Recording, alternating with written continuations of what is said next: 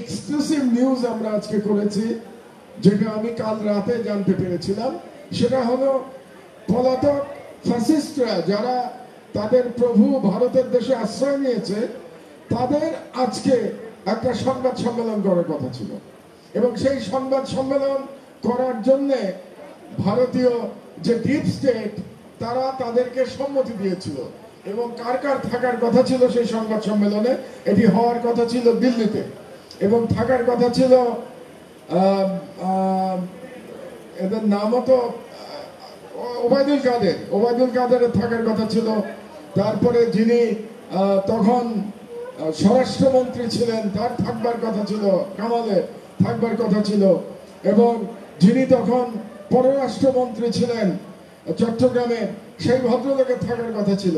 তো এদের আজকে সংবাদ সম্মেলন করে তাদের ইচ্ছা ছিল গোপালগঞ্জের ইস্যুটাকে আন্তর্জাতিকরণ করার একটা তাদের পরিকল্পনা আজকে ছিল।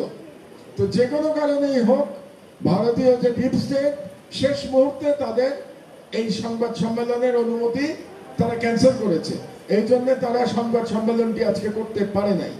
এই কথাটা এই জন্য আপনাদেরকে বলছি যে ফ্যাসিবাদ যে তৈরি হয়েছিল বাংলাদেশে, সেই ফ্যাসিবাদ তৈরির পিছনে বাংলাদেশে যে এলিমেন্টগুলো ছিল তাদেরকে আমরা মোটামুটি চিনি, এবং বাংলাদেশের বাইরে থেকে এই ফ্যাসিবাদ তৈরির প্রক্রিয়া থেকে শুরু করে এটাকে স্থাপন করা, এটাকে টিকিয়ে রাখা সব করেছিল হেজেমনিক ইন্ডিয়া। এটা সম্পূর্ণভাবে আধিপত্যবাদী ভারতের একটি প্রকল্প ছিল। এই বিষয়টি যেন আমরা কখনো ভুলে না যাই।